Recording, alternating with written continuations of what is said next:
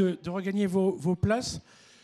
On va passer à une phase de table ronde pour voir des réactions de différents types d'acteurs de l'aménagement de la ville, pour voir comment ce concept de trame brune qu'on essaye de définir par cette analyse, tu vas pouvoir, oui, comment on peut l'intégrer effectivement. Alors peut-être que oui, je vous propose on va être sur un autre mode, moins de présentation, plus d'échanges. Donc j'invite Étienne Lénac, que tout le monde connaît maintenant, à revenir sur scène, et à Grégory Sort de la ville de Pantin de nous rejoindre. Donc on va faire une table ronde en deux parties. Une première partie avec des acteurs à qui on a demandé finalement ce concept de trame brune par rapport à leur propre responsabilité, par rapport à leur propre métier. Comment ça peut être intégré dans la manière de faire la ville, de la gérer, de la planifier. Donc c'est le premier temps. Et puis, dans un deuxième temps, on va faire un petit exercice de témoignage. On a demandé à quelques participants de ce séminaire de vouloir jouer un petit peu les témoins et de nous faire un petit peu un rapport d'étonnement, de questionnement qu'ils peuvent avoir par rapport à la restitution de ces questions. Alors, on va commencer avec vous trois. Alors, on avait prévu une quatrième personne qui est Léa Assouline, qui a participé à des groupes de travail Trame Biosol, qui est paysagiste urbaniste, qui s'occupe de planification urbaine à l'agglomération de Saint-Quentin. Malheureusement, elle a eu un petit accident il y a quelques jours et elle ne peut pas être parmi nous. Donc, aujourd'hui, nous avons donc Gilles Melin, qui est premier adjoint à Ris-Orangis, Étienne Lénac, donc, qui est architecte urbaniste, et Grégory Sort, donc, du service espace vert de Saint-Quentin, parce que c'est intéressant de voir, pas de Saint-Quentin, de Pantin, pardon, de voir effectivement différentes postures d'acteurs qui participent à la gestion de la ville, comment ce concept de trame brune peut être intégré. Alors, on va commencer avec Gilles Melin. Donc, tu as une petite zappette pour passer les diapositives.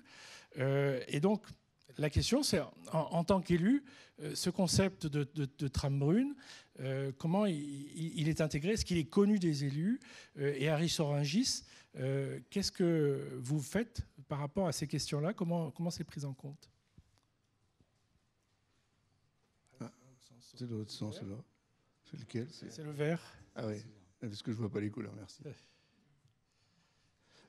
Voilà, donc Gilles Melin, je suis maire adjoint depuis 2014 et premier adjoint depuis septembre dernier. Et donc j'ai une formation plutôt issue du monde agricole et un travail de pédagogie dans ma vie professionnelle. Et donc à la retraite, on m'a demandé de rejoindre l'équipe municipale de Ris-Orangis. Et l'important, c'est le goût du ZAN ou les valeurs du sol retrouvé. Je pense qu'effectivement, pour plein d'élus, le sol, il avait qu'une fonction de support. J'ai mis quelques jeux de mots pour qu'effectivement, un sondage, vous avez dit sondage, mais ce n'est qu'un support. Pour quelques vers de plus, donnez-moi la clé des champs. Voilà. Et je pense qu'effectivement, comme le disait, le ver de terre est à peu près connu. Et c'est une arrivée, une nécessité opportune pour les élus de notre territoire de retrouver la clé des sols. Hier, le maire intervenait dans un webinaire où justement la ZAN ou le ZAN, alors moi je ne sais jamais quel est le genre du ZAN, le zéro a-t-il un genre? Donc la question est de se dire effectivement comment nous, élus, on peut effectivement s'approprier un certain nombre de choses. Donc je ne reviendrai pas.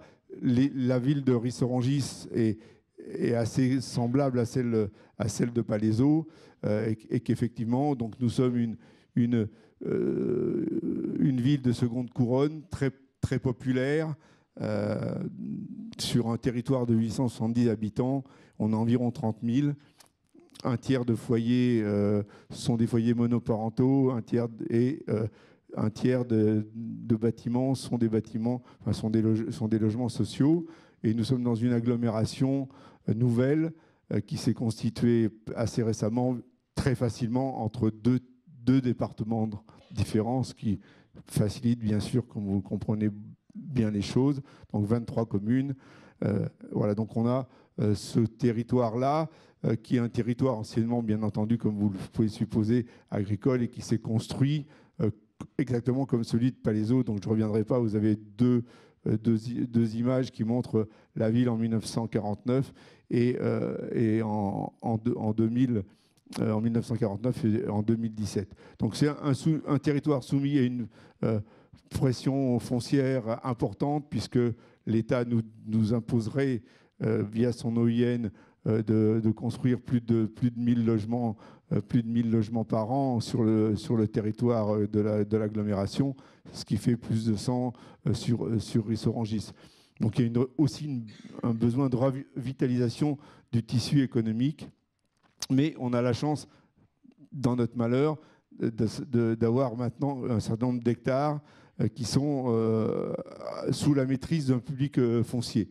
Donc la réaction a été celle-là un peu, c'est de se dire qu'est-ce qu'on fait de ce territoire? Est-ce qu'on continue à l'urbaniser, ou est-ce qu'on ne le préserverait pas pour l'ensemble des services qu'il peut rendre, même si au départ c'était pas dans les tuyaux. Donc la ville en elle-même a défini une politique il y a quelques années de se revitaliser, mais de se reconstruire éventuellement, si elle construisait, de se construire que sur les friches industrielles, bien entendu, qu'elle pouvait avoir suite à la mondialisation qui s'est installée depuis quelques années. La volonté de reconquérir une production agricole avec l'installation de 2 maraîchers que le maire m'avait demandé de mettre en place à partir de 2014 et qui s'est conclue maintenant il y a 3 ans, et une reconquête de ces berges de Seine, puisque à la différence de Palaiseau, on n'a pas l'Yvette, c'est un petit peu plus gros, et on a la Seine en partage. Voilà un peu les données de départ. La ZAN, c'est un contexte dont je reprends. Quand on n'est pas riche, il faut avoir des idées, d'où la candidature de la MISAN. Donc notre histoire avait fait qu'on était, par ma part, en contact avec le CEREMA, et nous avons su, avec Sol Paysage et la ville, déposer une réponse à l'appel à manifestation d'intérêt, de façon à se dire comment nous, petite ville de 30 000 habitants, de même pas 1000 hectares, comment on peut essayer de réfléchir sur la sacralisation des sols, ou tout au moins leur connaissance, a priori pas certainement très forte, et de se dire, est-ce que ça ne peut pas effectivement être un point de départ pour réviser notre PLU et de construire l'aménagement et le développement de la ville à partir du sol, et bien entendu d'engager une démarche de concertation. Alors ce que je dis, c'est que cette expérimentation, elle a été renversante par rapport à notre communauté. Ça bouleverse ses certitudes de ce que peut être un sol. Ça oblige à connaître ce monde ignoré qui a été très, très bien décrit. Et c'est une nécessité pour comprendre les experts. Parce que si vous ne comprenez pas ce que les experts vous disent, ils vous emmènent là où ils veulent. Et c'est important quand même, puisque c'est un peu les élus qui ont la responsabilité vis-à-vis du territoire et des électeurs. Et bien entendu, ça impose des actions concertées. On ne peut pas faire les choses tout simplement. Donc ici, comme sur la carte qui vous a été présentée par Jeanne, là vous avez l'ensemble des points de sondage qui ont été faits sur la commune, il y a eu la possibilité là de travail avec les services techniques. Et c'est important de pouvoir discuter avec eux parce qu'un Mecalac ou la mini-pelle, c'est plus facile à manier que la tarière, un jeune. On est d'accord? Donc, faire une vingtaine de sondages pour avoir les profils jusqu'à 1,20 m de profondeur, c'est un peu différent de la tarière. Donc là, vous avez l'ensemble des points qui ont été sondés. Donc maintenant, on doit être à peu près au niveau de 200 sondages qui sont faits ou qui sont réalisés, dont une soixantaine chez des particuliers. On va arriver à 300, me dit Monsieur Marié. Ouverture et prolongement. Connaître ce monde ignoré. J'ai dit la pédagogie au service de la pédologie pour tous les publics scolaires, sciences participatives, ateliers pour les élus. C'était la question qui a été posée tout à l'heure. Et effectivement, pour aller plus loin, donc on est encore au-delà du ZAN, dans l'élaboration de la trame biosol et peut-être vers un outil de cartographie. C'était important mais pas suffisant. Et comment on passe de la démarche comptable du ZAN à une approche qualitative et fonctionnelle des sols. Et ça, dans la tête du maire, le maire, c'est un avocat, il a plutôt été le responsable de l'urbanisme dans les mandats précédents avant d'être maire. C'est un changement de paradigme dans sa tête. Subitement, le sol, c'est plus le support, c'est un lieu de vie, c'est un lieu de vie qui remplit des services. Et la question était importante de tout à l'heure, c'est quel service le sol doit ou peut rendre. Et ça, c'est une entrée qui va complètement changer la donne par rapport aux élus, mais par rapport aux services, bien entendu, qui sont eux aussi habitués à ne considérer le sol plutôt que comme un support.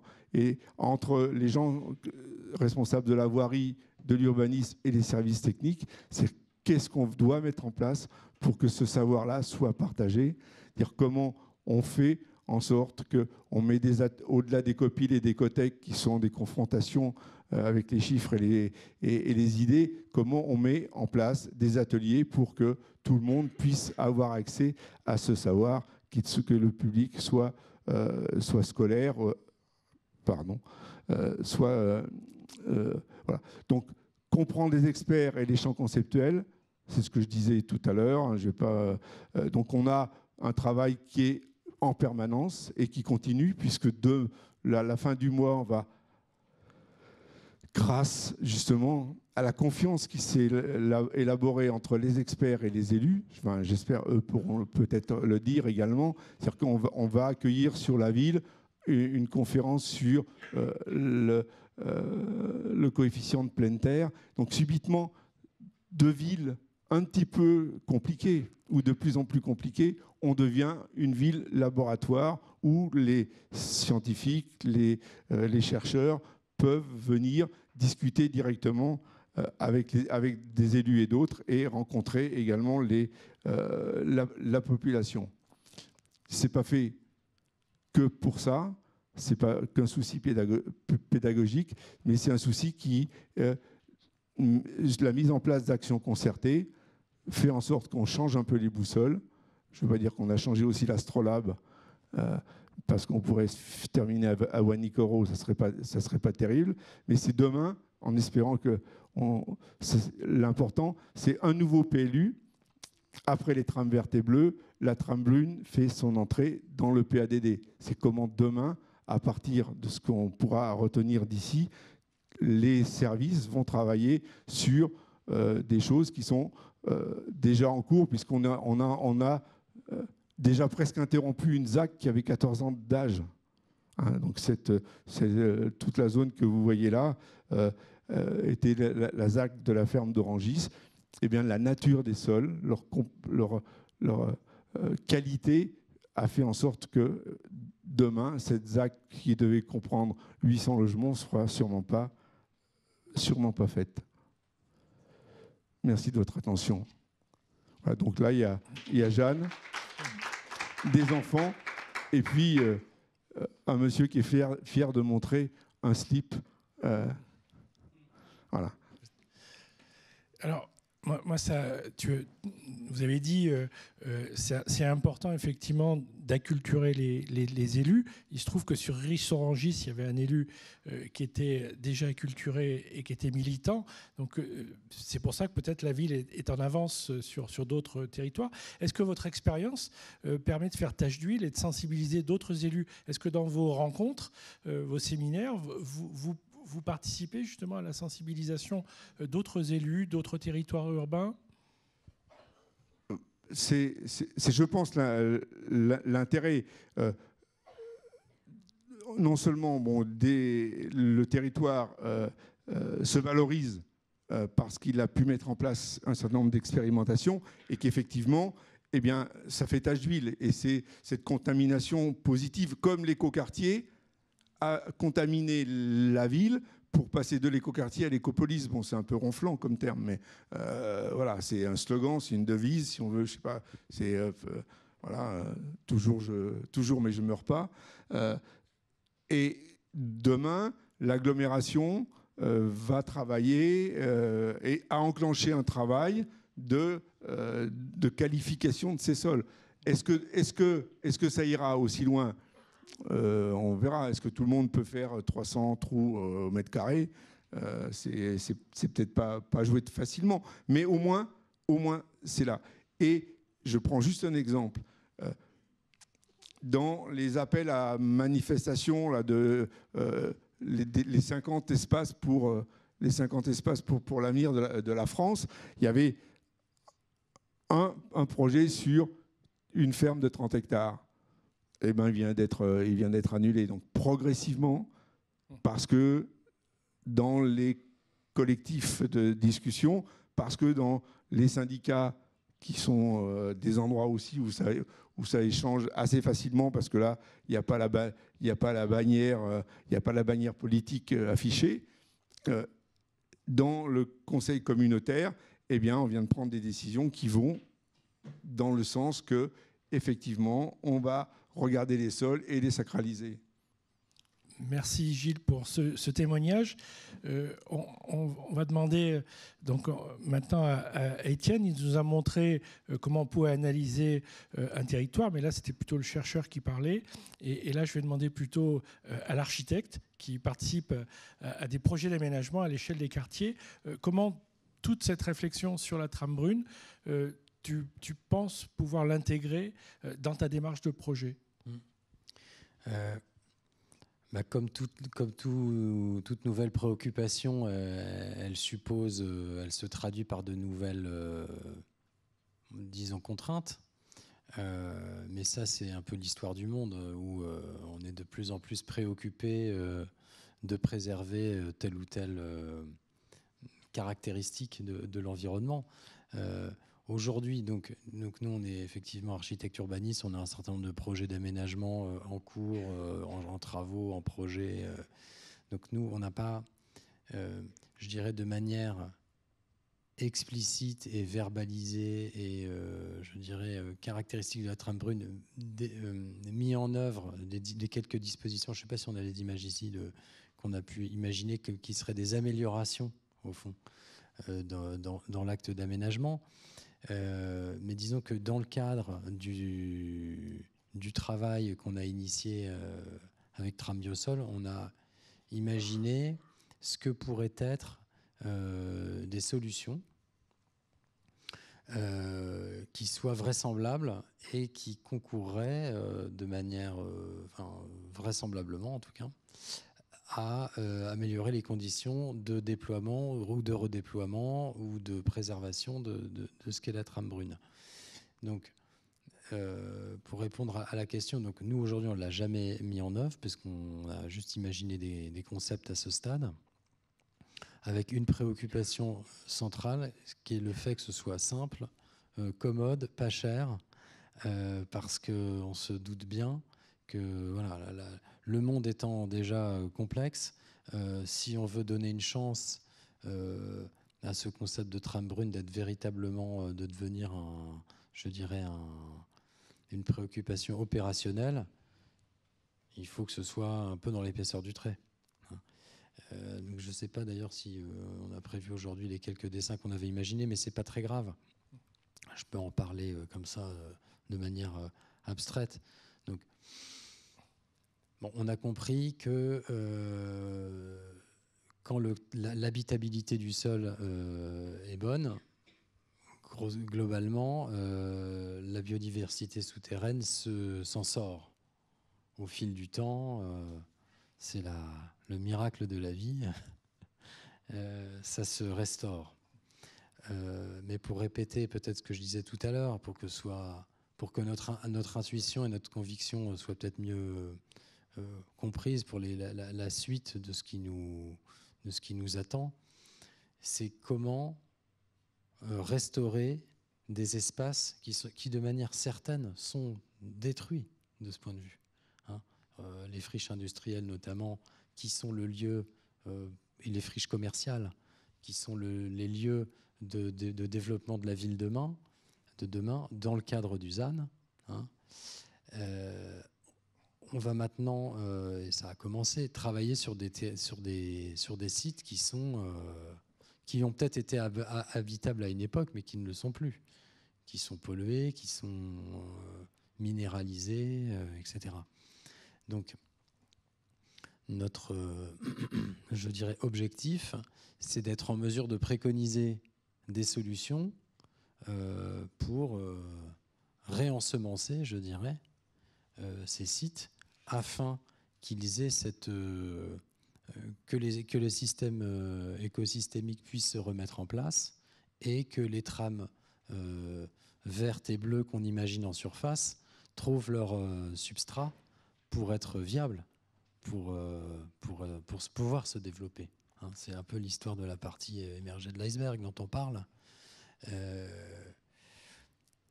Est-ce que ça veut dire que c'est un petit peu appliquer une sorte de séquence ERC, éviter, réduire, compenser, à cette notion de trame brune pour réaliser un projet? Oui, c'est ça, mais c'est même pas éviter, réduire, compenser, c'est même, je pense, de la restauration. C'est-à-dire qu'il y a des sites dont on sait qu'ils sont anéantis de ce point de vue.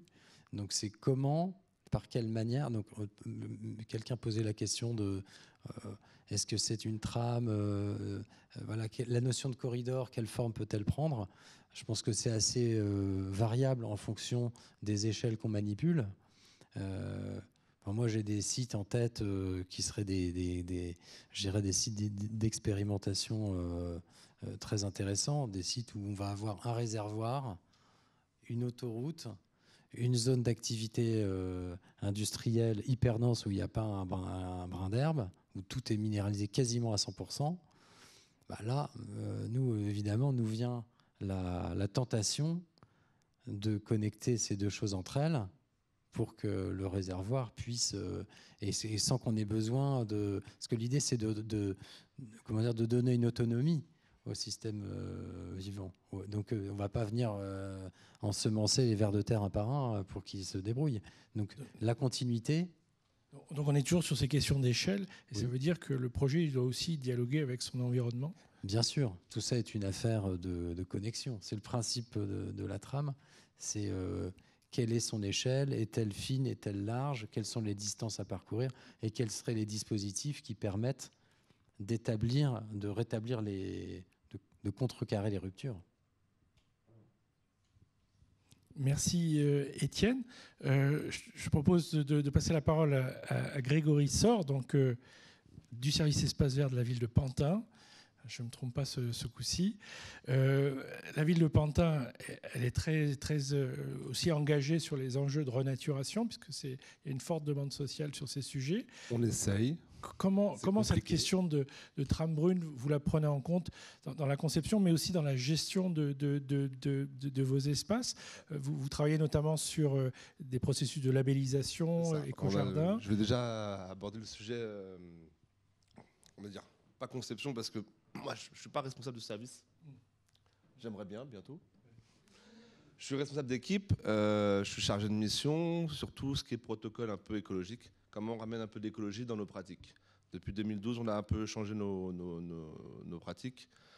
On a arrêté les tontes systématiques. On a arrêté le fleurissement saisonnier comme on l'entend. On a mis en place différents protocoles qui interdisent de rouler sur les gazons, alors qu'un peu partout, on voyait les voitures des collègues, des autres services se garer dans les parcs, un peu n'importe où, pour réparer une fuite d'eau ou quoi que ce soit. On a arrêté de débroussailler au pied de nos arbres. On a arrêté de rouler avec les tracteurs de tonte pour rouler avec les tracteurs de tonte. On essaye de planter autant que possible tout ce qui est vivace, arbuste. Et on y apporte donc du BRF, du compost. Plus récemment, on y apporte des drèches issues des fabrications de bière. On a 2 brasseries sur Pantin et qui permettent donc, à nos amis les vers de terre d'avoir à manger en surface, peut-être même un peu plus qu'avec le compost. Parce que tout à l'heure, j'entendais dire qu'en fonction des sols, bon, il y avait toujours la même chose, un peu en haut, en bas, au milieu, tout ça. Là, et on s'est rendu compte dans les sols un peu dégradés qu'on avait plantés, où il se passait quasiment rien en termes de vie lombricienne, qu'après l'apport de drèche, on se retrouvait avec... donc moi, je ne maîtrise pas tous les noms des vers de terre, parce que moi, je chapeaute de haut certains trucs et pas tout, donc c'est pas moi qui gère les vers de terre. Mais on s'est retrouvé à défaire des paquets de drèche et se retrouver avec donc, des quantités de vers de terre qu'on n'avait pas en très peu de temps. C'est les céréales qui servent à la fabrication de bière. Donc elles sont bouillies et ça marche un peu comme le thé de compost oxygéné. Donc en fait, ça reste des céréales qui au départ ont pris des éléments dans le sol. Elles ont beau être bouillies, elles rendent quand même des éléments quand on les pend. Et puis ça amène ça donne aussi à manger donc, aux vers de terre. Dans la conception, c'est un peu particulier parce que on met pas le jardinier au cœur de la conception. Et on est dans des endroits complètement minéraux par endroit où on se retrouve avec un gros bac à fleurs, j'ai envie de dire. Bon, ça fait 50 cm sur une belle surface, mais c'est connecté avec rien. En dessous, c'est un parking, et à côté, c'est des habitations. C'est là, pour moi, le problème, parce qu'on essaie de connecter tout ça dans les airs avec les arbres, les arbustes, mais le sol, il est en discontinuité constante, en fait. Donc nous, on essaye, dès qu'on peut, de déminéraliser et d'ouvrir au maximum le plus profond possible pour y apporter de la terre et arrêter de faire des espèces de jardinières qui sont en fait à même le sol. Ce n'est pas de la vraie pleine terre. Et dans cette recherche aussi de faire attention à nos sols, on a arrêté donc le fleurissement saisonnier où tous les 6 mois on retourne la terre en dépit du bon sens, des bactéries, de tout ce qui vit dans les 40 premiers centimètres pour y mettre des fleurs. 6 mois après, les virer et recommencer. On est passé sur les supports de culture hors sol, ce qui fait que nos terrains, on ne les retourne plus. Et tous les 6 mois, on met juste nos tapis fleuris pour schématiser le truc et éviter de dégrader donc, nos sols qui sont déjà pas en super forme. Ça veut dire que dans les services exploitaires, la vie biologique des sols et le respect de cette vie biologique, c'est une préoccupation. Oui. On y vient tout doucement parce que faut changer les modes de travail de nos agents. Et tous n'ont pas été formés avec cette sensibilité-là.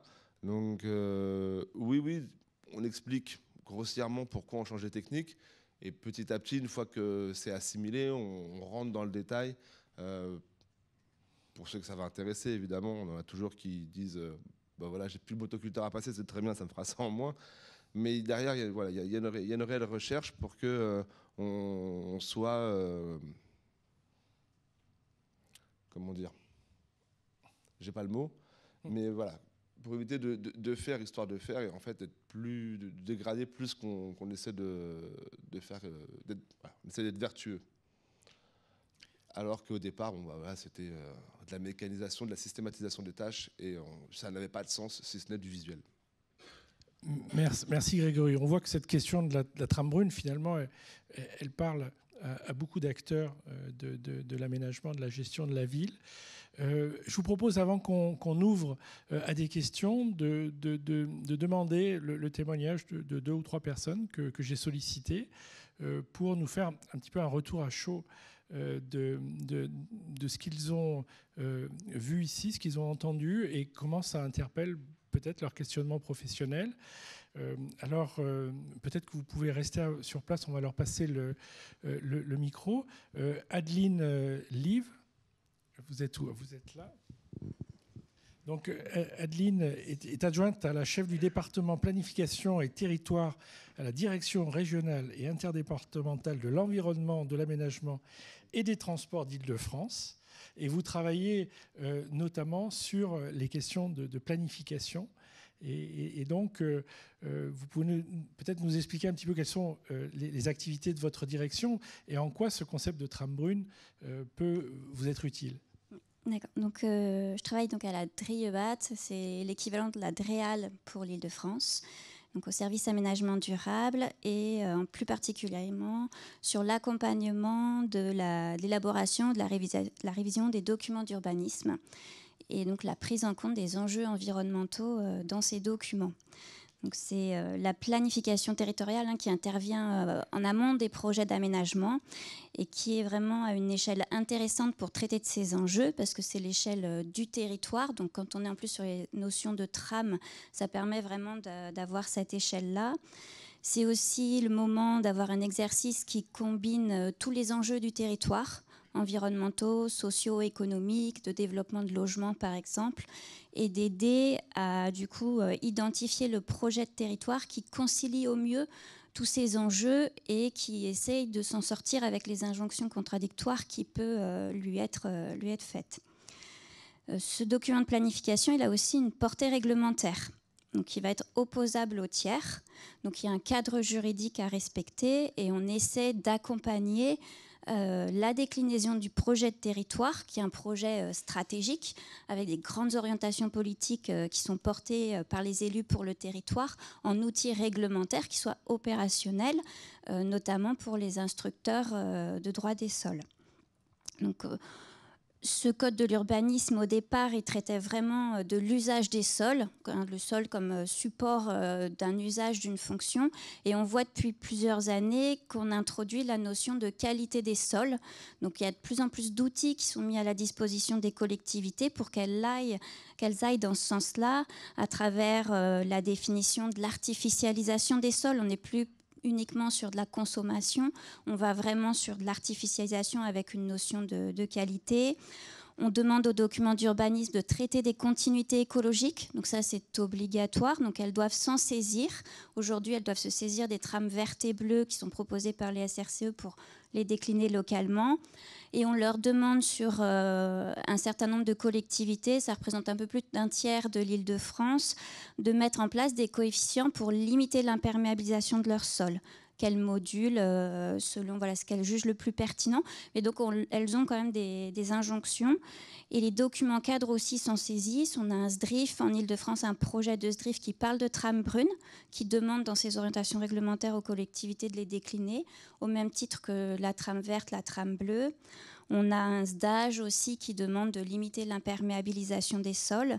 Donc on a beaucoup de sollicitations qui vont dans ce sens-là. Et donc après, c'est chaque collectivité de répondre à ses objectifs, donc d'identifier, d'avoir la connaissance nécessaire.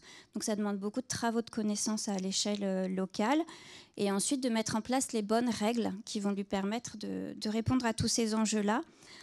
Donc moi, par rapport à ce que j'ai entendu ce matin, ce qui m'a interpellée, c'est que quand on parle de trame écologique et de continuité écologique dans les documents d'urbanisme, on a souvent le prisme du service rendu, en fait. Et donc, on va avoir un service rendu par rapport à l'infiltration à la source des eaux, de pouvoir réguler le cycle de l'eau, un service en termes de rafraîchissement, donc d'être que ce soit support de végétation, que ça puisse évapotranspirer, qu'on puisse avoir des arbres aussi pour pouvoir apporter de l'ombrage, donc des finalités anthropiques finalement.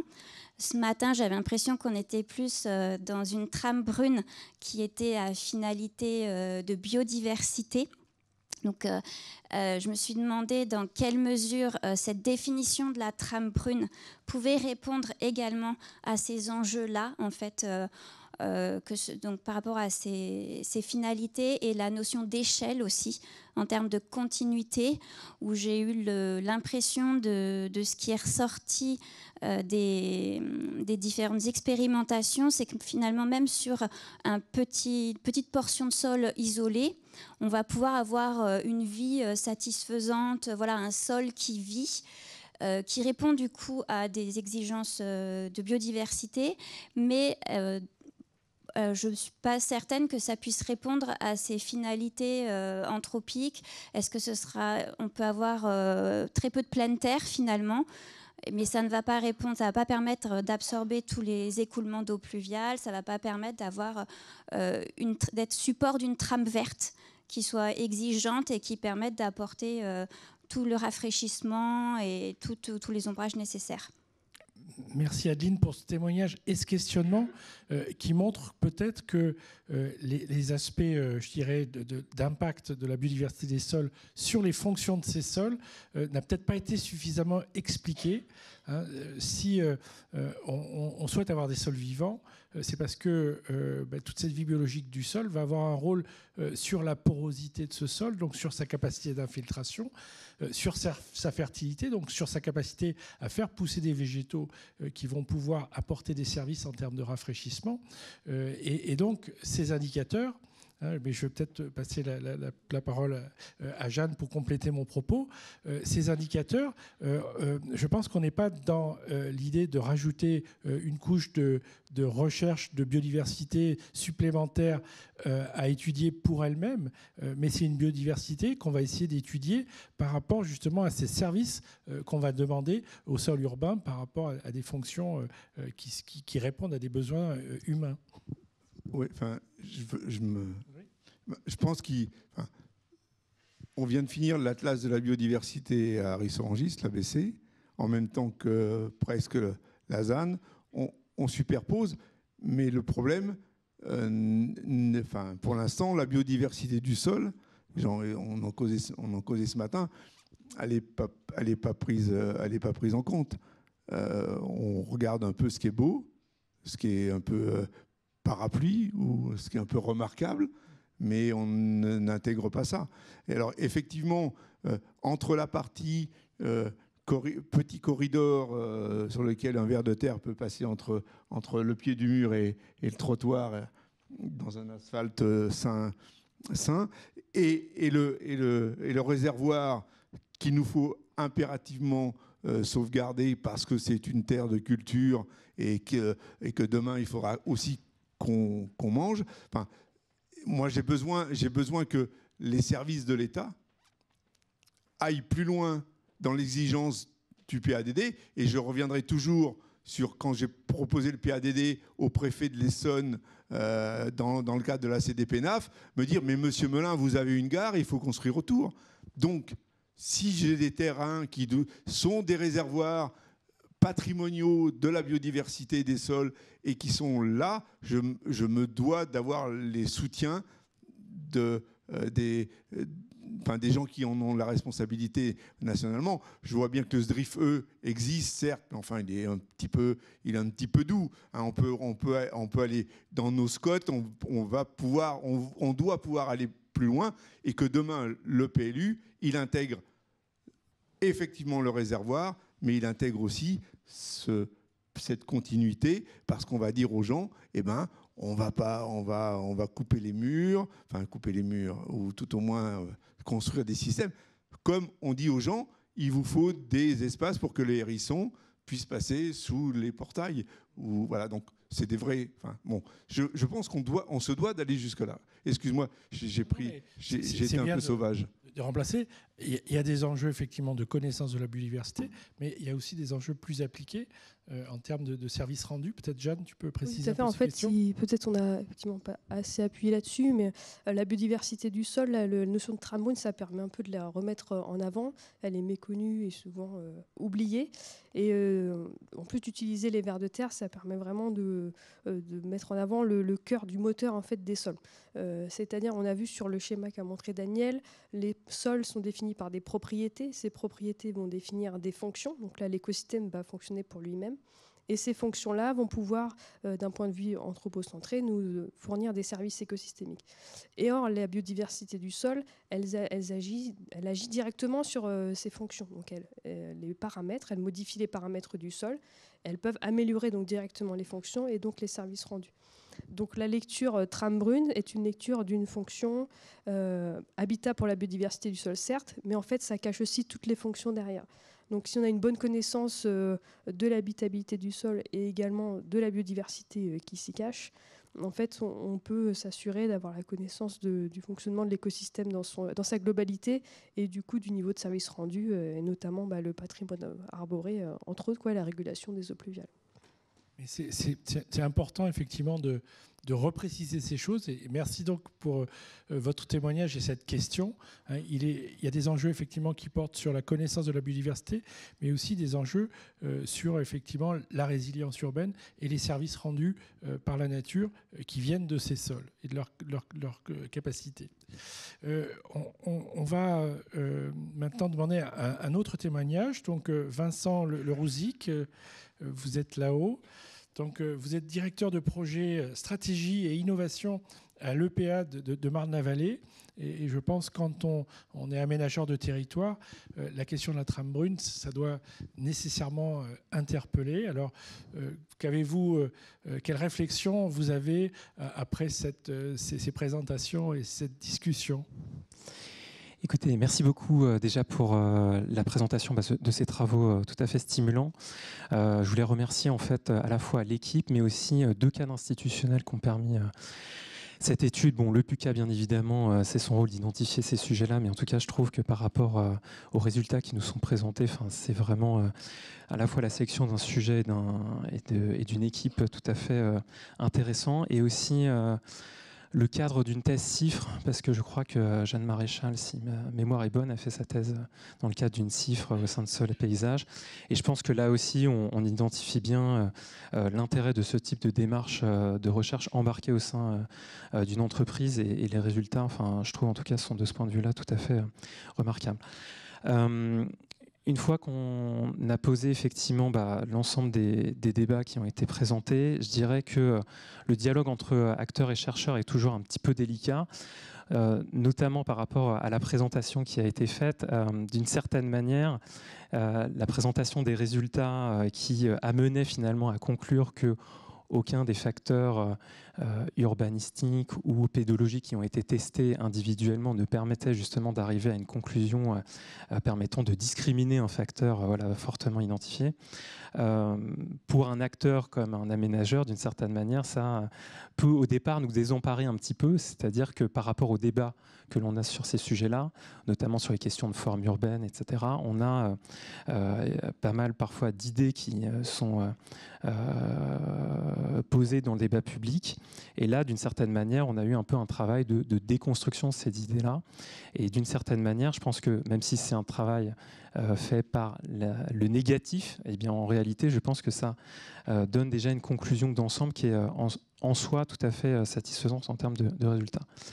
Et puis finalement, au gré des discussions, moi j'ai trouvé que c'est plutôt dans le dialogue entre les uns et les autres, acteurs et chercheurs, qu'on trouve effectivement des questionnements de recherche et des questions nouvelles qui sont en train d'émerger que je trouve tout à fait intéressants, et puis que nous, en tant qu'aménageurs, ça nous intéresserait en tout cas d'approfondir.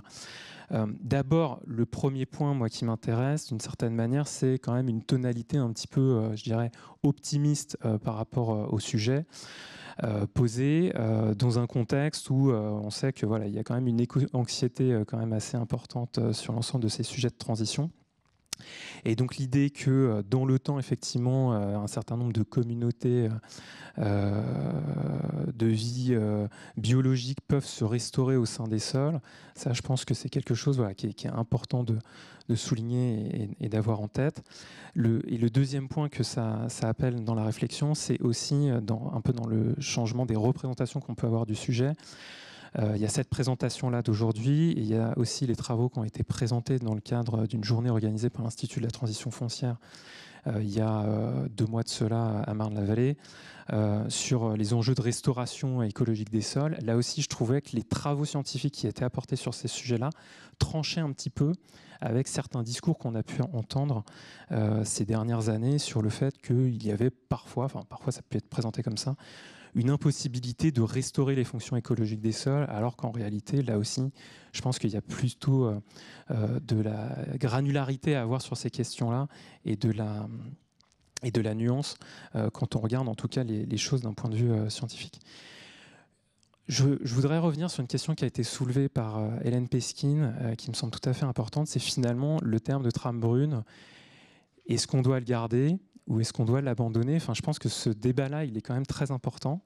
Et j'ai trouvé à ce stade que les réponses étaient un petit peu entre deux. Donc, je me permets de dire que je suis un petit peu, je ne vais pas dire perdu, mais je voudrais réinsister un petit peu sur ce sujet-là. Parce que d'une certaine manière, j'entends qu'effectivement, les enjeux se posent aussi quand même à une échelle finalement assez micro. Et en même temps, la terminologie de la trame brune a été gardée tout au long de nos échanges, etc. Donc ça, je pense que c'est quand même une question qu'il ne faudrait pas mettre sous le tapis et qu'on se la pose collectivement. Est-ce qu'on doit la garder ou pas? Je n'ai pas forcément de proposition immédiate, à part peut-être l'idée peut-être d'une mosaïque d'espace. Je ne sais pas, enfin, il faudrait peut-être avoir d'autres terminologies de ce type-là pour se représenter collectivement quelque chose qui aurait une granularité plus fine.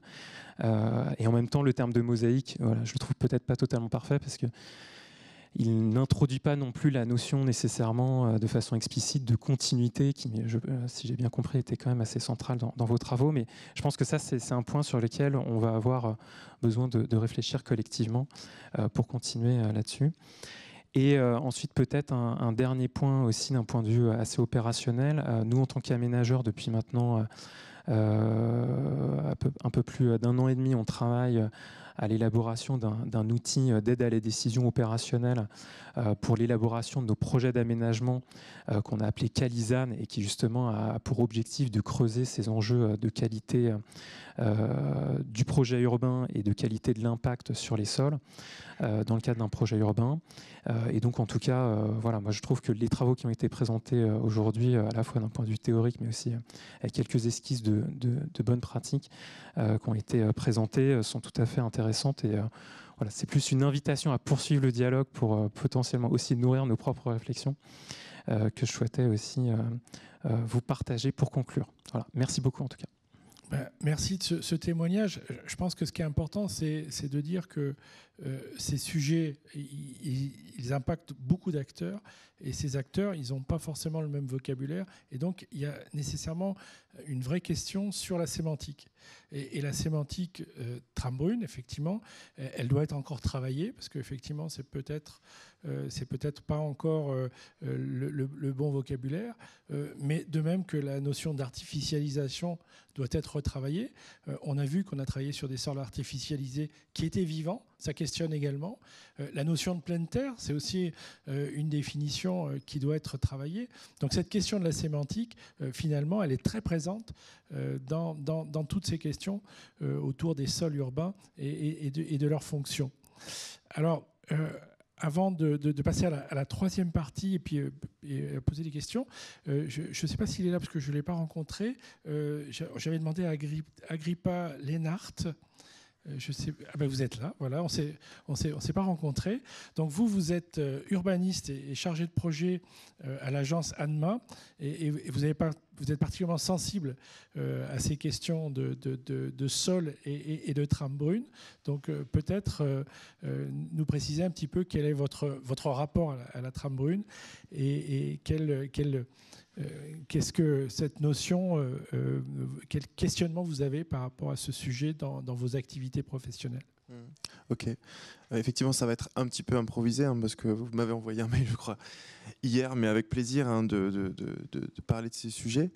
Si vous voulez, moi, donc je fais partie de l'agence d'architecture et d'urbanisme ANMA. Donc on est dans une démarche un peu comme Lambert-Lénac, aujourd'hui l'agence Lambert-Lénac, en train de faire un pont entre la pratique d'architecte urbaniste et puis le monde de la pédologie, effectivement, de l'écologie, etc., l'écologie scientifique. On est dans cette démarche-là aussi. Et en fait, donc on a fait d'ailleurs une exposition qui s'appelle Terre, Terrain, Territoire avec Sol Paysage qui nous a conseillé sur les questions de lombric, effectivement, comme indicateur intéressant effectivement pour qualifier les fonctionnalités des sols. Donc en fait, c'est intéressant peut-être de revenir rapidement sur pourquoi notre agence d'architecture s'intéresse à ce sujet-là. Du coup, elle s'intéresse aussi à cette question de trame brune et pourquoi est-ce que moi, qui suis architecte urbaniste, je vais à des conférences comme ça. Enfin, je trouve ça très bien. En fait, je trouve que on est à un moment où il faut fabriquer des ponts en fait, entre des disciplines. Et ce qu'on essaye de fabriquer, nous, c'est des représentations graphiques, on va dire, et des manières de faire dialoguer différentes disciplines. Donc moi, par exemple, quand vous parlez de trame brune, là, etc., j'essaye de comprendre comment un praticien, un architecte ou un urbaniste peut utiliser effectivement ces données-là en plan, en coupe, avec un certain nombre d'outils pour pouvoir les intégrer dans sa pratique. En fait, moi, j'ai eu une expérience assez forte avec Jeanne Maréchal, où en fait, on a traduit donc sa thèse sur la question de l'isolement des lombrics dans une route, qu'elle soit entourée de béton ou entourée plus ou moins reliée à un réservoir, etc. Et le fait de représenter, c'est le travail qu'on a fait ensemble, de le représenter en coupe. Donc, on a essayé de créer une charte graphique pour parler de la question du vivant dans le sol. Alors, on a choisi une couleur un peu arbitraire, un peu forte, qui est le orange fort, pour représenter cette chose-là. Et en fait, on désature la couleur quand on arrive sur des sols, on va dire, où il y a peu de vie, parce que le terme sol mort, je crois, est une espèce de contradiction. Donc, je ne vais pas dire ça, mais voilà. Donc, en fait, on essaye de représenter cette question du sol pour pouvoir dialoguer avec des élus, avec d'autres personnes qui ne sont pas connaisseuses de ces sujets-là. Et donc je trouve que le fait de se nourrir de travaux comme ceux de la trame brune qui arrive en ce moment est quelque chose d'extrêmement nécessaire pour pouvoir participer à la pratique, voilà, à une amélioration de la pratique. Après, là, la réalité, c'est que le temps de la recherche en pédologie, sur ces sujets-là, est un temps long. On voit qu'on peut aussi arriver sur, je vais dire, pas des déconvenus, mais quand même, je vais être honnête, effectivement, on n'a pas réussi là dans cette présentation à isoler. Enfin, tout c'est le résultat. Il n'y a pas un facteur spécifique qui permet de dire il y a une certitude, c'est celle-là. C'est un monde quand même, le sol, dans lequel il y a énormément d'incertitudes, dans lequel même quand on fait une cartographie des sols, on se rend compte que effectivement on sait un certain nombre de choses, mais il y a beaucoup de choses qu'on ne sait pas. Donc il faut avoir conscience de ce qu'on ne sait pas. Je pense que c'est quelque chose de très important pour ne pas dire de bêtises. Bon voilà, mais tout ça pour dire que cette pratique, ce pont entre la recherche et la pratique de l'architecture, on essaye de le faire, c'est pas simple, mais voilà, là, moi ce dont j'essaye, ce que j'ai retenu aujourd'hui, on va dire, c'est que j'ai l'impression qu'il n'y a pas de consensus sur cette notion de trame brune aujourd'hui. Enfin, s'il n'y a pas de consensus, en tout cas, aujourd'hui, c'est difficile de pouvoir affirmer que, effectivement, cette notion de trame brune, c'est pas plutôt quelque chose qui a une échelle localisée, qui est quelque chose de la surface. Moi, une question que j'aimerais poser, par exemple, c'est est-ce que, par exemple, à partir de quelle surface, à partir de quelle taille, en fait, d'un espace qu'on va restaurer, on va dire, voilà, les lombrics peuvent, de manière autonome, on va dire, recoloniser, etc. Est-ce que, je sais pas, est-ce que 3 mètres carrés, par exemple, ce qu'avait montré Jeanne très très bien, c'est qu'une bande de 1 mètre de large au milieu d'une voirie, ça marche pas, quoi. En gros, la population de lombrics diminue en flèche. À partir de quelle taille, voilà, on peut dire qu'il n'y a pas besoin finalement de retrouver des continuités. Merci pour votre témoignage. On va peut-être demander une réponse à chaud à cette question précise. Moi, c'est vrai que je note 2 choses. Le premier, effectivement, c'est que le temps de la recherche et pas forcément le temps des questionnements des aménageurs. On voudrait avoir tout de suite les réponses aux questions qu'on se pose, mais la recherche, elle se construit dans le temps long.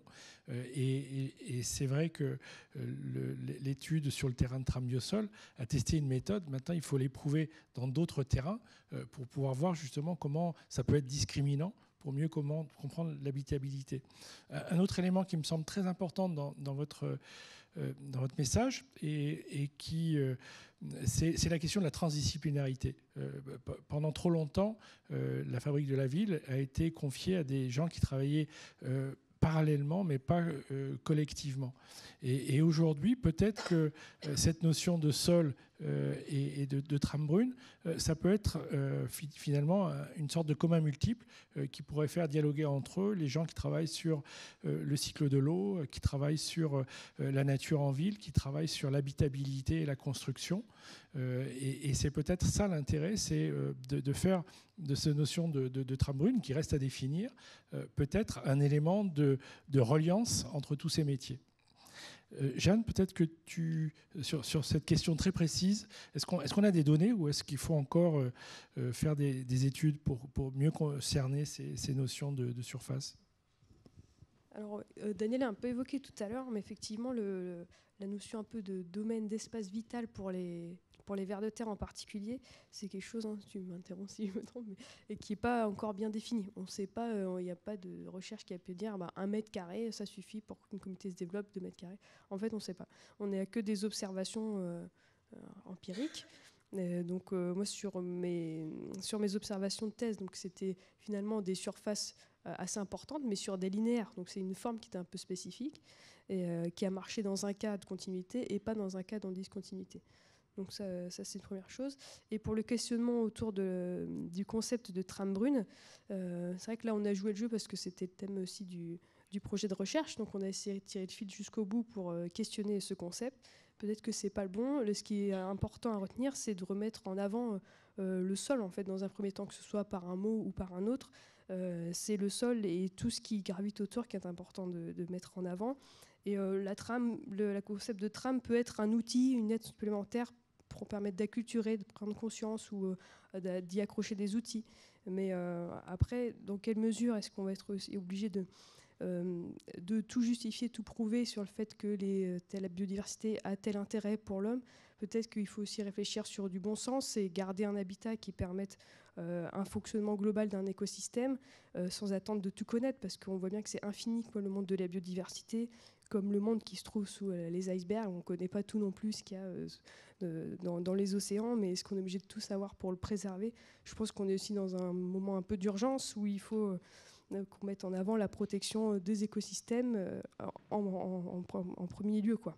Un peu comme la démarche qu'on fait sur Rissorangis, où on se dit que les sols naturels, maintenant, il n'y en a peut-être plus tant qu'avant.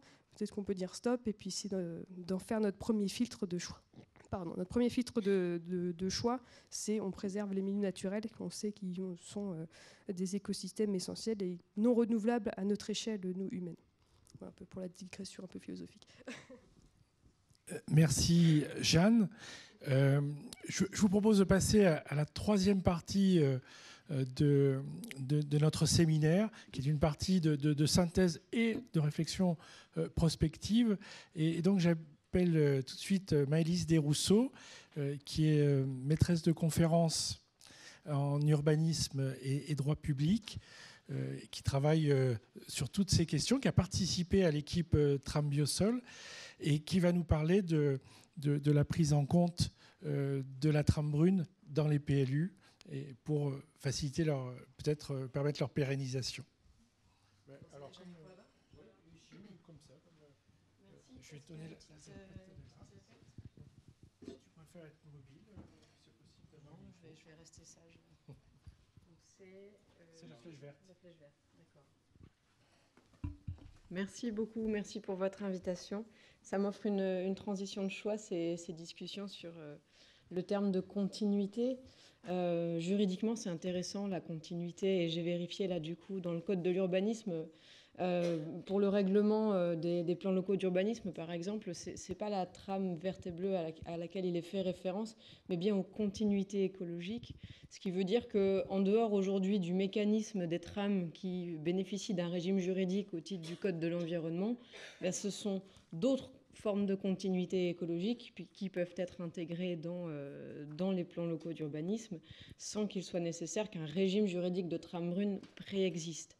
Donc ça, en soi, c'est intéressant et ça m'a fait réfléchir un petit peu les discussions de ce matin. Donc pourquoi la continuité ? En fait, le droit public, il aime bien la continuité territoriale, la continuité du service public. Même le droit civil aime bien la continuité, il n'aime pas les enclaves, par exemple. Donc il y a l'idée que pour maintenir la continuité, on peut mettre en place des mécanismes de police, des mécanismes de planification, que ça se justifie par une forme d'intérêt général. Et encore plus en milieu urbain, je rebondis sur l'intervention de M. Le Rouzic.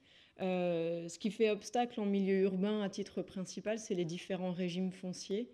Et pour dépasser l'obstacle qui fait qu'on passe d'une voirie, domaine public, à un jardin, propriété privée, la notion de continuité, là, ça peut être une terminologie intéressante. Donc peut-être qu'effectivement, l'idée de mettre le sol en avant par la circulation d'espèces, c'est peut-être pas l'argument le plus intéressant, mais l'idée de se dire qu'on aurait l'envie, le besoin d'avoir une présence de sol non imperméabilisé en continuité en milieu urbain et qui dépasse les différents régimes fonciers, là peut-être que ça peut être un argument qui se défend. Et donc du coup, après ces petits propos liminaires, j'attaque mon intervention. Alors je ne vais pas me concentrer que sur le PLU, mais sur différents outils réglementaires, alors des différents outils juridiques qui pourraient peut-être un jour servir à identifier dans la planification l'idée d'une trame. Et puis derrière, peut-être, alors là c'est vraiment très prospectif, hein, vous allez voir, essayer de pérenniser cette trame, parce que là aussi on retombe sur un obstacle principal, c'est qu'à partir du moment où un PLU identifie la trame, encore faut-il que la commune derrière ait les moyens pour soit la maintenir, soit la restaurer si jamais elle a été dégradée, cette trame. Et donc là, c'est la propriété privée qui s'immisce dans cette politique publique. Et des élèves, justement, ont travaillé, donc des élèves de l'École supérieure des géomètres topographes du Mans, ont travaillé il y a 1 an et demi peut-être de ça sur des mécanismes de pérennisation foncière de la trame. Et donc c'est en grande partie leur travail que je vais vous présenter en cette fin de matinée où peut-être que les estomacs gargouillent déjà, donc j'accélère tout simplement. Alors quelques éléments de contexte, hein, donc très rapidement, il n'y a pas de définition juridique des sols aujourd'hui, il n'y a pas de protection juridique des sols qui soit inscrite dans le Code de l'environnement, et donc ce qui fait que le sol existe juridiquement sous diverses profondeurs, en fonction des usages qu'on lui attribue, qu'on projette sur lui, de la qualité qu'on recherche. Et donc parfois ça peut être une simple surface, et puis par d'autres fois il gagne en volume. Comme il a été rappelé tout à l'heure, le Code de l'urbanisme s'est doté récemment d'une notion un peu plus qualitative de ce sol en définissant l'artificialisation par l'altération durable de tout ou partie des fonctions écologiques du sol. Et c'était là donc une grande nouveauté, mais qui a tout de suite donné des difficultés de mise en œuvre, puisque donc c'est comme si on donnait au Code de l'urbanisme la mission de protéger un milieu, alors qu'à la base, le Code de l'urbanisme, il est surtout dans une optique de répartir les activités sur le territoire. Donc on voit vraiment converger des objectifs environnementaux et d'aménagement à travers cette définition-là. Et si on regarde ne serait-ce que la notion de patrimoine commun, alors la notion de patrimoine commun, on la retrouve et dans le Code de l'urbanisme, mais aussi dans le Code de l'environnement. Et on a ici 2 aspects des sols, alors bien sûr non cités, hein, puisque le sol est vraiment un implicite dans notre droit français, mais on retrouve 2 aspects du sol qui, depuis ce matin, en fait, ne font que converger. Donc une dimension quantitative, le territoire français et le patrimoine commun de la nation. Donc vous vous souvenez peut-être des versions antérieures du Code où on parlait de gestion économe du sol. Hein. L'idée, c'est de ne pas gaspiller le sol et les collectivités en sont garantes, mais on a une approche plutôt en termes de surface ici, donc c'est l'article L101 du Code de l'urbanisme. Et puis, une approche plutôt qualitative du sol sous la mention des espaces, des ressources et des milieux naturels terrestres, mais aussi des sites, des paysages et de la biodiversité, qui là sont intégrés au titre du patrimoine commun de la nation et dont les sols font partie. Et ça, c'est quelque chose donc, qui a été arraché avec les dents, ce petit alinéa 2. Hein. Les sols concourent à la constitution du patrimoine commun de la nation. Donc attention, la nuance est de taille, ils n'en font pas partie directement, mais ils en sont une partie tout de même indissociable, hein, puisque j'ai revérifié le sens du verbe concourir à, c'est faire partie de, mais être nécessaire à tout de même. Donc ça a une certaine valeur, ça ne s'est pas encore traduit devant les tribunaux. Hein. S'il y a des juges administratifs dans la salle, je les invite à se pencher sur la question. Donc ici, une patrimonialisation des espaces, une approche qualité-quantité nécessaire, et puis c'est donc au Code de l'urbanisme qu'on donne cette mission-là. Et donc on voit bien qu'on a ici ce rôle combiné qui se traduit à différentes échelles, Alors la première échelle, on la connaît, c'est celle du SRCE. Et la deuxième, plus petite, moyenne échelle, c'est ce dessin de la trame brune avec l'enjeu de maintien et de restauration des continuités intra-urbaines, où on agit ici plutôt dans la dentelle. Alors, pour illustrer ces réflexions, que peut le droit aujourd'hui pour protéger la trame brune? Eh bien, donc c'est la ville de Palaiseau qui a fait l'objet d'une étude de la part des étudiants de l'ESGT, et surtout quelle stratégie foncière opérer derrière pour la pérenniser. Donc Palaiseau, vous voyez bien où c'est, voilà. Et donc c'est une OAP particulière qui a fait l'objet de tout l'intérêt des étudiants. C'est celle qui est en jaune là en haut de la carte. C'est le site qui va accueillir la gare de triage de la ligne 18. Donc avec un gros aménagement qui est prévu sur du foncier qui, vous le voyez bien, aujourd'hui est quand même non artificialisé, et puis on est sur une grosse parcelle agricole et une bonne parcelle forestière également, donc avec des enjeux de biodiversité ici. Alors, cette OAP, donc il y avait plusieurs OAP à Palaiseau, c'est celle-ci qui a fait l'objet de l'étude. Vous la voyez ici, donc cartographiée, et les étudiants donc, ont fait ce travail de délimiter les différents éléments qui déjà aujourd'hui traversent l'espace et donc obturent cette continuité. Et ils l'ont superposé avec le contexte foncier de l'OAP, donc en analysant le parcellaire. Vous voyez qu'on est quand même sur un espace assez morcelé hein, du point de vue cadastral. Mais ce n'est pas non plus des parcelles en lanière hein, de plaines de maraîchers qu'on peut trouver dans l'Est parisien non plus. Donc ça reste quand même des tailles honorables de parcelles. Derrière, qui sont les propriétaires? Donc qui se cache derrière ces propriétaires? Eh bien là, vous voyez qu'on a une petite diversité de propriétaires. Donc on se dit que le dialogue peut ne pas être trop compliqué à engager pour essayer derrière de mettre en place des formes de pérennisation de la trame brune auprès de chaque propriétaire contacté. Donc là, on a donc, à peu près 5-6 couleurs différentes. Donc ça donne autant de propriétaires, ce qui reste raisonnable. Sachant que sur ces propriétaires, il y en a quand même une grande partie qui sont publics.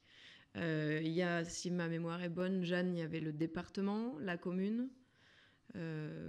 Voilà, c'était à peu près ces deux acteurs-là. Donc, c'est sur les parcelles en vert, donc en vert et bleu. Voilà, vous avez en vert, c'est ce qui relève de la propriété publique, mais qui n'est pas affecté au domaine public. En bleu foncé, vous avez ce qui relève du domaine public. Donc là, c'est essentiellement de la voirie. Donc c'est déjà pas mal d'urbanisme artificialisé. Donc finalement, là, il y a assez peu de choses à faire hein, du point de vue de la trame.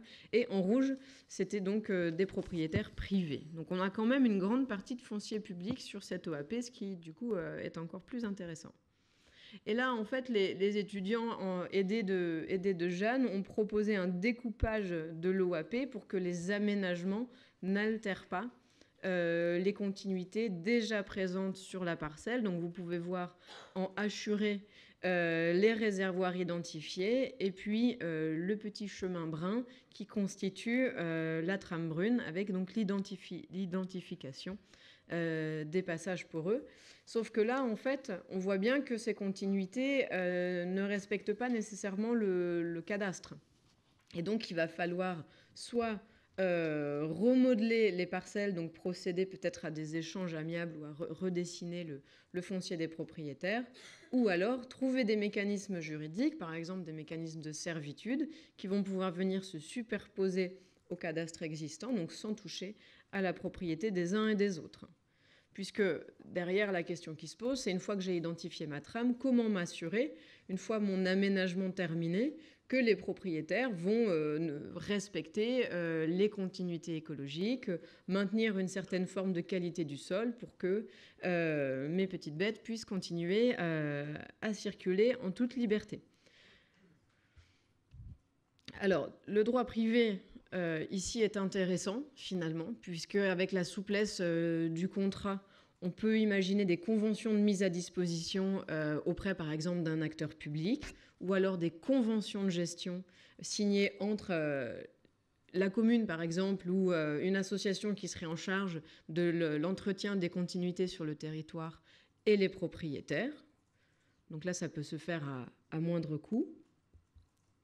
Ou encore passer par l'imagination juridique de servitudes. Alors là, ça serait des servitudes conventionnelles. Donc c'est pareil, il y a des servitudes qui sont prévues par la loi dans le Code civil, et puis il y a celles qu'on peut imaginer, servitudes du fait de l'homme, où on peut créer des objets de servitude. Et donc là, ils ont imaginé un redécoupage du parcellaire qui ne prendrait pas en compte, là cette fois-ci, vous le voyez bien, la trame donc, qui circule, le corridor qui circule, qui est identifié en vert sur le petit schéma. Et donc, on aurait bien ici la présence, parce que par contre, c'est l'exigence, il faut un fond dominant et un fond servant pour mettre en place une servitude de droit privé. Donc on aurait bien en bleu le fond dominant et en rouge les fonds servants. Et donc, la servitude doit être faite au bénéfice du fonds dominant. Donc là, il faudrait identifier ce bénéfice qui, j'en conviens, demanderait un petit travail d'écriture, mais en tout cas, l'idée est là.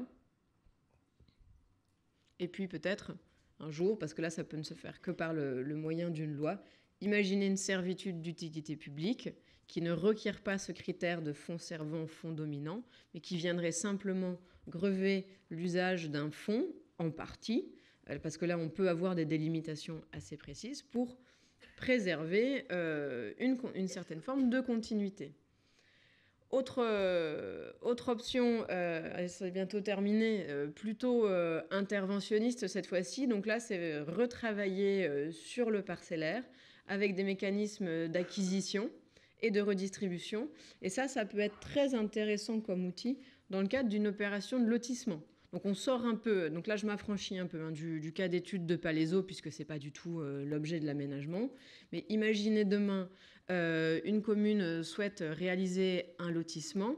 Eh bien, dans le cadre de ce lotissement, au moment où on procède au découpage des lots, on intègre la dimension trame brune dans le découpage des lots et on laisse en espace collectif, par exemple, le passage de la trame brune. Donc là, c'est le nouveau découpage où cette parcelle-là, du coup, serait dans l'espace de la copropriété du lotissement. Et on intègre dans le cahier des charges du lotissement, qui a quand même force obligatoire, c'est un outil très intéressant, il n'a pas de caducité. À l'inverse du règlement du lotissement qui devient caduc au bout de 10 ans et qui rappelle surtout les règles d'urbanisme, le cahier des charges du lotissement peut intégrer des clauses obligatoires qui s'imposent à l'ensemble des colotis pour préserver et maintenir la trame. Et, autre option, on intègre dans le lotissement une obligation réelle environnementale qui confie soit à la commune, soit à une association de protection de l'environnement la gestion de l'espace en collectivité. Voilà, donc c'est très fécond en fait d'un point de vue juridique. Il y a des outils qui existent, on n'est pas forcément obligé aujourd'hui de modifier les cadres pour avoir un peu plus de dynamisme sur ce sujet-là. Et donc je vous laisse à ces réflexions. Merci de votre attention.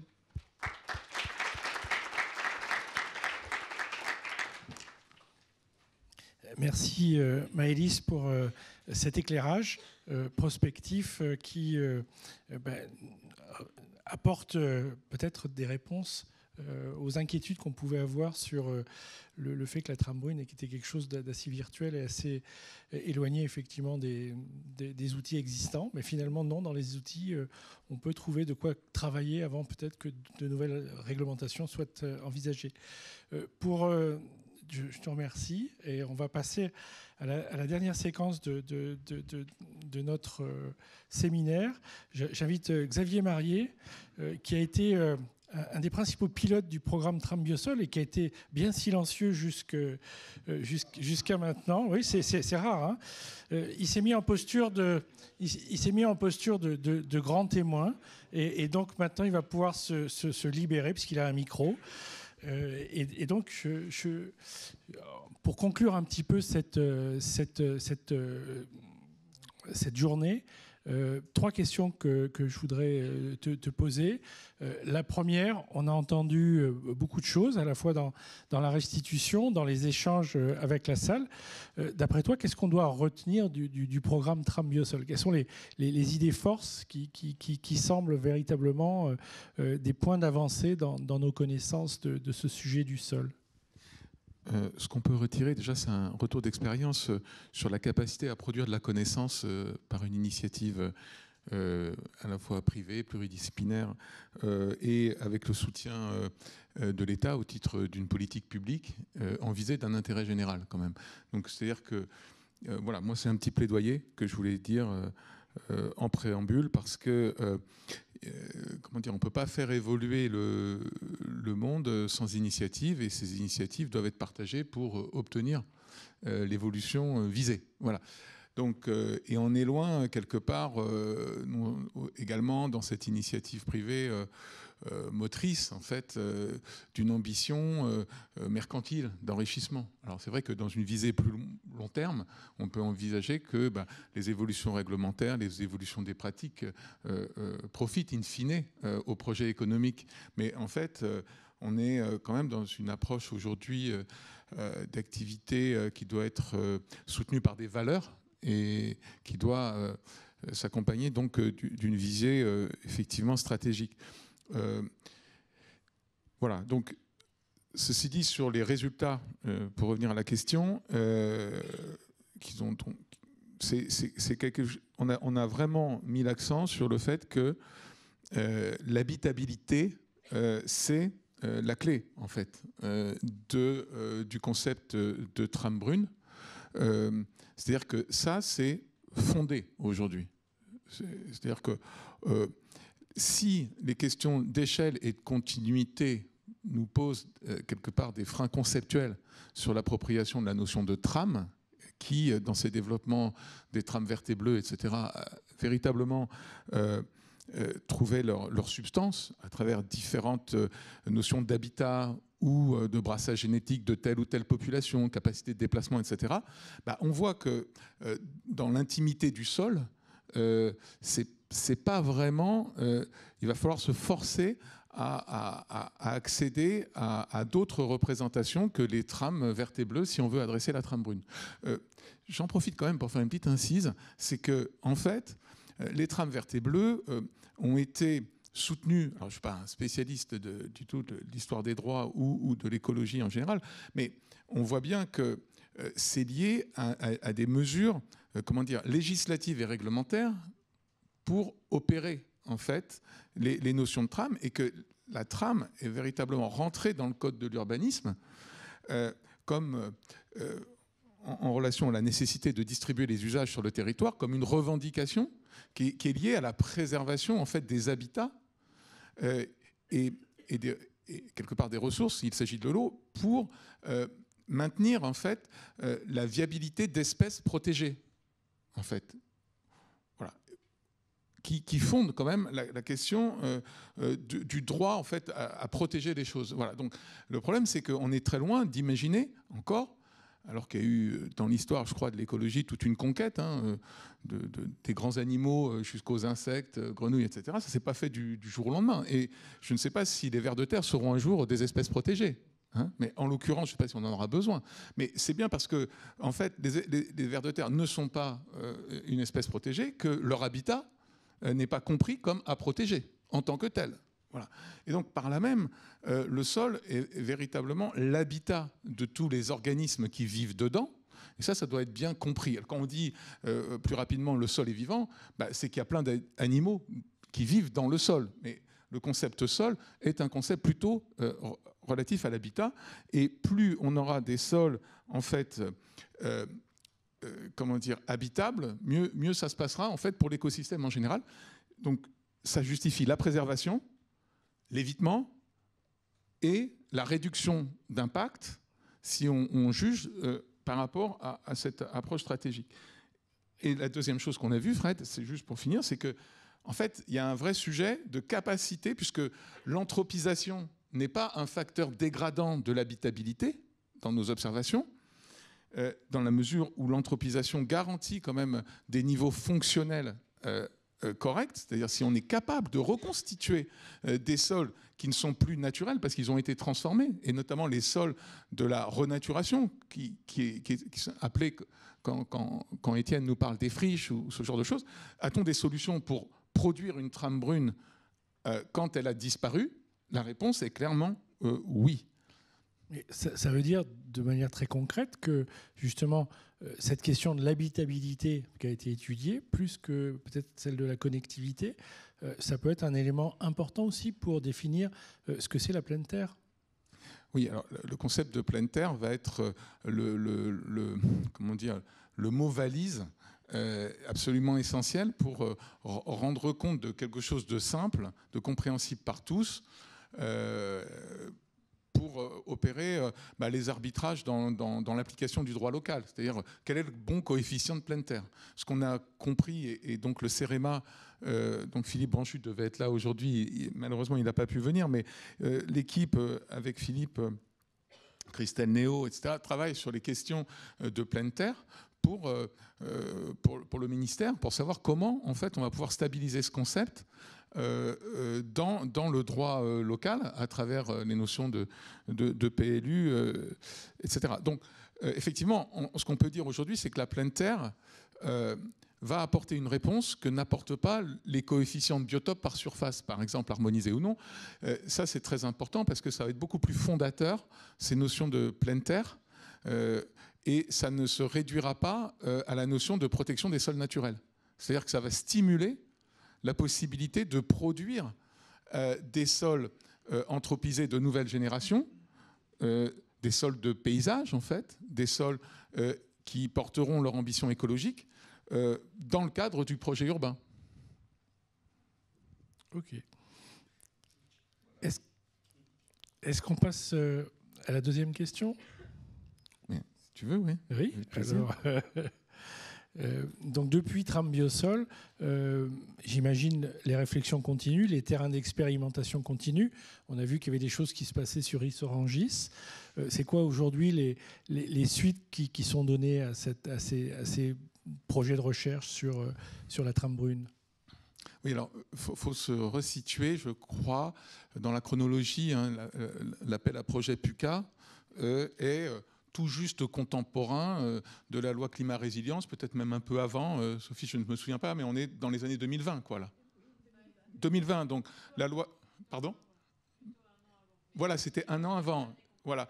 Donc en fait, cette anticipation, tout comme la thèse de Yannick Poya, que je me permets de rappeler, qui est une thèse CIFRE de sol paysage qui est sortie en 2018 à l'université de Tours, qui s'intéressait en fait à la compréhension par les élus de ce qu'était le sol. Donc on sort ça en 2018, bien avant Lausanne. Donc en fait, le PUCA est in extremis d'ailleurs, parce que voilà, on a failli ne pas monter sur les marches du podium nécessaires à l'éligibilité. Bon, merci encore à Sophie. Bref, c'est en fait, c'est qu'on avait l'intuition du fait qu'il fallait que le sol rentre dans le projet urbain d'une façon légitime, mais on n'avait pas encore la légitimité. Donc on sort Tram Biosol en se disant, bah oui, forme urbaine et sol, évidemment, nous on pratique ça tous les jours dans nos sujets d'ingénierie et de maîtrise d'œuvre, ou dans nos sujets d'assistance maîtrise d'ouvrage, où on cartographie les sols pour les aménageurs. Donc ça, c'est quand même très important. On le pratiquait déjà, mais on n'avait pas de légitimité chapeau, réglementaire ou législative. Et là arrive Lausanne. Donc à ce moment-là, en fait, l'ADEME se saisit du sujet aussi et lance un AMI ZAN. Et c'est là où on a le bonheur, avec là encore le soutien stratégique du partenariat CEREMA, de rencontrer l'équipe de Ris-Orangis. Donc merci à Stéphane Raffaelli, merci à Gilles Melin, merci à Philippe Branchu et à toute l'équipe du CEREMA de nous avoir invités à pouvoir concrétiser la trame brune, mais d'une manière, on va dire, problématisée par rapport à l'élaboration d'un document d'urbanisme. Parce que ce qui est essentiel pour nous, c'est de remonter la chaîne de valeur. Nous, aujourd'hui, on fait du terrain, on fait de la pédologie en creusant des trous à la pelle, à la tarière, pour enseigner des gens qui ont besoin de ces informations. Mais en fait, dans la chaîne de valeur, on est quand même plutôt en bas, quoi, encore. Hein. On remonte via l'aménageur, mais on n'est pas encore au niveau du décideur politique. Et le fait d'obliger le décideur politique à réfléchir ZAN va aider à poursuivre le raisonnement autour de la trame brune. Et on a besoin par là même, du fait de la définition du ZAN qui travaille sur les fonctions, comme nous l'a bien expliqué Maëlys, de travailler sur non seulement la diversité des sols, non seulement leur anthropisation, mais aussi leur évaluation fonctionnelle. Et c'est ce que fait très bien l'équipe autour de Jeanne aujourd'hui. Et on a... et ils sont présents dans la salle, je les en remercie parce que ça fait partie de l'équipe. Paul, notre apprenti qui va faire son M2 sur l'évaluation fonctionnelle. Maraya qui travaille sur en fait la cartographie des sols, qui est étudiante AgroParisTech, Paul État-Jussieu, Pierre-Marie Curie. Et puis David Moss qui lui travaille sur l'historique en fait du territoire rissois pour comprendre les facteurs d'anthropisation des sols. C'est vraiment important de comprendre combien on a encore besoin aujourd'hui d'investir sur la compréhension de tout ça. Voilà, donc on produit des connaissances et c'est vraiment important dans le contexte rissois. Au-delà de la EMISAN, on a été encore plus loin. Parce qu'on s'est dit, OK, mais comment on fait la carte, en fait? Comment on fait la carte des sols d'un périmètre d'environ 1000 hectares dans une situation qui est la tâche urbaine, en fait, qui n'est pas renseignée au 250 millième sur la connaissance générale pédologique nationale. Et on rentre dans la trame grise, là, et on ne sait pas quoi trop en dire. Donc, comment on va pouvoir renseigner l'élu, l'expertise dont Gilles nous parlait? Comment on peut la légitimer? Avec quels moyens? Sur quelle base méthodologique? En faisant combien de trous à l'hectare, etc., etc. Donc, on a sollicité donc, le GISOL, le groupement d'intérêt scientifique sur les sols, pour financer un autre programme qui s'appelle Solzan et qui va avoir pour aboutissement, j'espère à la fin de l'année ou tout début de l'année prochaine, un cahier des charges des études agropédologiques pour servir en fait le projet d'urbanisme, le projet de territoire, pour rentrer comme élément inducteur, voilà, pour ne pas dire des bêtises et pas dire tout et n'importe quoi. Voilà, donc ça c'est vraiment très intéressant. Et puis ensuite, il y a tout un pan de sujets qui renseigne le ZAN aussi, mais d'une autre manière. C'est s'il s'agit de compenser, s'il s'agit, comme l'écrit, comme commencent à l'écrire les décrets d'application ou les sujets législatifs, sur appliquer la séquence ERC au sol. Bon, on comprend bien, éviter, on va éviter de donner du droit à construire sur les sols naturels ou fonctionnels. OK, on va réduire, c'est-à-dire que quand on a décidé de rentrer dans un périmètre d'aménagement, on fait attention à ce qu'on fait dans le processus d'aménagement, en conception et en réalisation. Mais là où c'est dur, c'est la compensation. C'est-à-dire, si on détruit des sols quelque part autour de la ville, en continuant l'étalement urbain, et je rappelle que voilà, zéro artificialisation, c'est bien net à la fin. Hein. C'est pas on arrête comme ça de construire dans les champs. Hein. Tous les jours, il y a encore beaucoup de programmes qui se développent sur des espaces agricoles.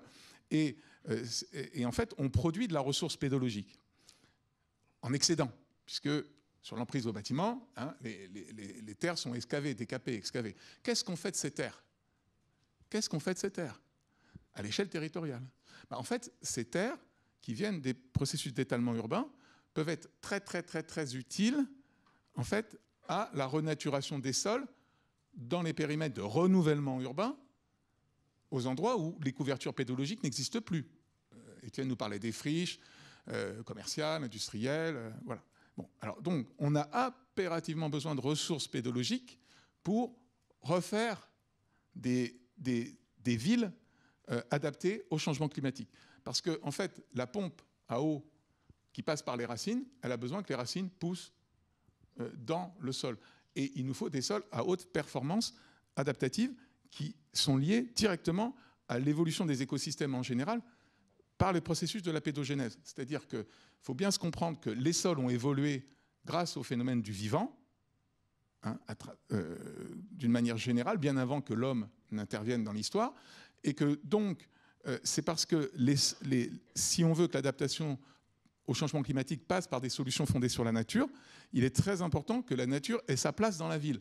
Et pour qu'elle ait sa place dans la ville, il faut des racines d'abord, parce que c'est à travers les processus de rhizogénèse aussi que s'opèrent les processus de pédogénèse. Et ça, on l'a très bien montré à Lyon ensemble, où en fait, on s'est rendu compte que les couverts herbacés étaient absolument nécessaires à l'association entre des composts et de la matière minérale, des terres excavées. Donc en fait, faire le cycle des terres excavées pour produire des sols fertiles dans des phases de renaturation est absolument essentiel. Voilà, on a travaillé là, et on finit aussi cette année, un programme qui s'appelle Solfécie, et qui a été financé cette fois-ci par l'ADEME Île-de-France, et qui vise à, dans des contextes de jardins familiaux qui ont dû fermer, en fait, parce que les sols étaient trop pollués, de trouver des solutions de remédiation de ces sols avec des terres excavées, de façon à pouvoir remettre en place des fonctions, voire peut-être de prochaines cultures après remédiation de ces sols. Donc voilà la suite de Tram Biosol. Et du coup, si on se projette pour conclure vers l'avenir, y a-t-il encore des angles morts dans nos connaissances? Y a-t-il des pistes qu'il faudrait explorer pour mieux intégrer cette question des sols dans la fabrique de la ville? Bon, pour conclure là-dessus, alors je ne sais pas si la trame brune sera la clé des champs, en fait. Hein, je ne sais pas. Mais ce qu'on voit bien, c'est que il y a vraiment un chaînon manquant, c'est le fait que dans les études d'impact, il n'y a pas d'études agropédologiques obligatoires. Donc je me retourne à la personne de la DIRET qui nous a fait le plaisir d'intervenir.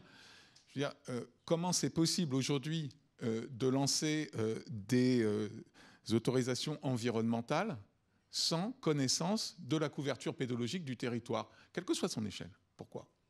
Parce que peut-être qu'on a du mal encore à percevoir la compréhension du système ERC si on l'appliquait au sol. Voilà. Donc, un plaidoyer de prospective pour l'avenir, c'est que qu'on soit dans des sites urbanisés, comme on l'a vu à Ris ou périurbain, connaître les sols et connaître l'impact qu'on a sur les sols quand on fait son projet de territoire ou son projet d'aménagement me semblerait véritablement la prochaine étape. Donc comment accéder à cette acceptation à la fois réglementaire et citoyenne de se porter à connaissance? Ça, c'est vraiment très important. Le deuxième sujet, c'est en fait d'avenir, c'est comment dire, arriver à mieux faire le lien entre les solutions d'ingénierie pédologique et les solutions d'ingénierie écologique. C'est-à-dire comment produire davantage en fait d'écosystèmes quand on conçoit les sols fertiles et notamment dans les zones de reconquête. En fait, ça c'est vraiment important. Et concrètement, quand on fait de la maîtrise d'œuvre, quand on est vraiment sur le chantier, sur le terrain, en fait, on a, je veux dire, toute route, par exemple, qui va être livrée demain à la circulation, on fait des essais pour vérifier si la route est bien solide. Et voilà, et on ouvre à la circulation que dans la mesure où on sait que le camion ne va pas défoncer la route, enfin les 1000 camions qui vont arriver, va pas voilà. Et on dit, ok, bon ben voilà, moi, propriétaire de la route du futur, j'accepte parce que vous m'avez apporté la preuve que, en fait, la route est solide. Est-ce que ça existe en paysage? Est-ce que ça existe en espace public? Pour constater au moment des opérations préalables à la réception, dans le cadre des dossiers d'ouvrage exécutés, le gestionnaire, est-ce qu'il a dans son portefeuille d'infos qui est porté à connaissance au moment où il va récupérer en fait l'ouvrage, est-ce qu'il a une analyse pédologique, enfin est-ce qu'il a une compréhension du sol qui va lui gérer? Jamais. Voilà. Donc ça c'est le vrai sujet. Bon après j'en ai d'autres, hein, mais c'est vrai que la question de trouver avec Maëlys une solution pour que à la valeur foncière soit attribuée une valeur fonctionnelle des sols, quand tout d'un coup le hab usus s'opère, c'est-à-dire que le transfert de propriété s'opère, si j'ai bien compris. Voilà, bref, donc c'est-à-dire qu'à un moment donné, quand on achète un terrain, est-ce qu'on pourrait aussi avoir une qualification, évaluation des fonctions du sol que ce terrain représente ou soutient? Ça me semble très, très intéressant. Et puis, l'histoire de l'argent est quand même essentielle, je conclurai là-dessus, c'est comment on finance tout ça en fait? Par quelle politique publique d'investissement sur la connaissance des sols.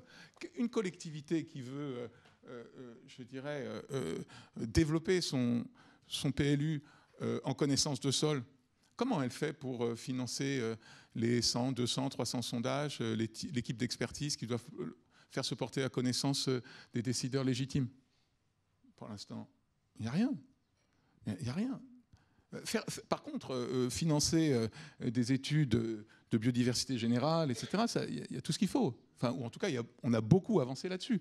Donc j'espère en prospective qu'il y aura du financement public pour généraliser les études agropédologiques dans le cadre du parcours réglementaire, études d'impact, évaluation environnementale, autorisation, etc., et que les initiatives citoyennes portées par les élus pour connaître les sols de façon à décider de l'avenir d'un territoire puissent trouver des budgets au niveau de l'État pour être soutenus.